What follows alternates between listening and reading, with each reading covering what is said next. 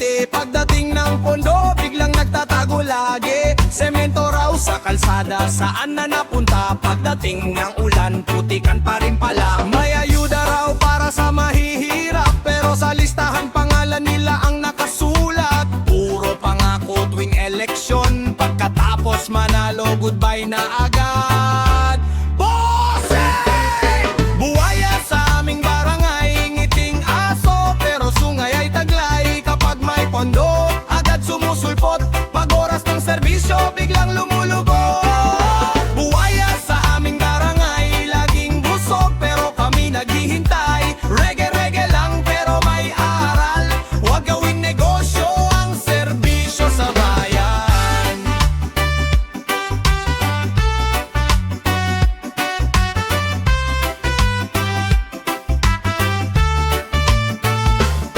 May bagong waiting shed, picture-picture muna. Kinabukasan sira, di pa natatapos nga. May basketball court na pinaganda raw, pero pintura lang ang sahig, butas pa rin. Wow! Kapag fiesta, todo ang pakitang tao. May lechon, videoke at sayawan sa kanto. Pero kapag may reklamo ang mamamayan, busy raw sila sa mahalagang usapan.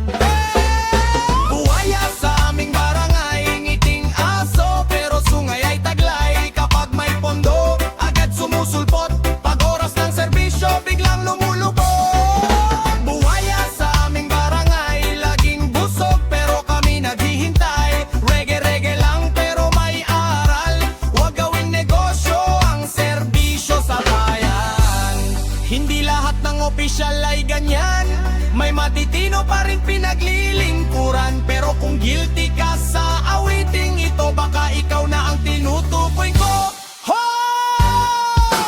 Buwaya dito, buwaya doon, parang dumami kaysa isda sa lagoon. Kaya mga kabarangay, matay buksan. Sa susunod na botohan, mag-isip ng mabuti naman.